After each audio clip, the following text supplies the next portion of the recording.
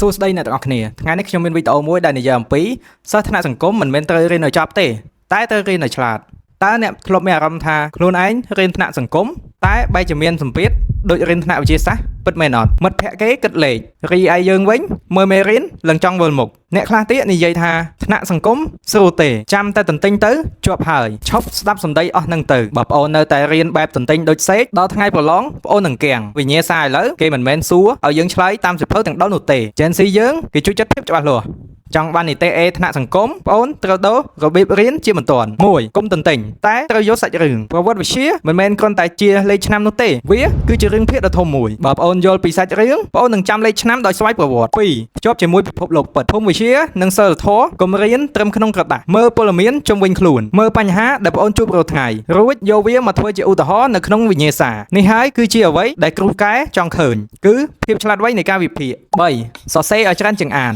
ការអានធ្វើឲ្យយើងស្ងប់ចិត្តតែការសរសេរនឹងធ្វើឲ្យយើងចងចាំសរសេរអត្ថបទឲ្យបានច្រើនប្លង់សរសេរត្រូវឲ្យច្បាស់ព្រោះភាសាខ្មែរនិងសិលធម៌បើប្លង់មិនច្បាស់តួសរសេរ10ទំព័រក៏មិនបានបន្ទូលល្អដែរបងអូនដឹងអត់សិស្សថ្នាក់សង្គមភាគច្រើនធ្លាក់កូដនៅពេលចិត្តប្រឡងព្រោះអាងថាចាំតន្ទិញចិត្តដល់ថ្ងៃជឿបងចុះដល់ពេលហ្នឹងបងអូននឹងស្លន់ស្លោរៀនតិចតែរាល់ថ្ងៃល្អជាងរៀនបោកផ្ទប់នៅថ្ងៃចុងក្រោយកុំចាំតលចិត្តដល់ថ្ងៃទៅចាប់ដើមស្ដាយក្រោយថាដឹងអញ្ចឹងអញមើលពីយូរហើយរឿងពិតគឺថាគ្មាននរណាម្នាក់ជួយបងអូនបានទេក្រៅពីបងអូនខ្លួនឯងទូរស័ព្ទក្នុងដៃប្រើវាសម្រាប់តែមើល content អត់ប្រយោជន៍បងអូនកំពុងបិទផ្លូវអនាគតខ្លួនឯងហើយនីតិ A មិនមែនសម្រាប់តែអ្នកដែលរៀនពូកែតាំងពីកំណើតនោះទេ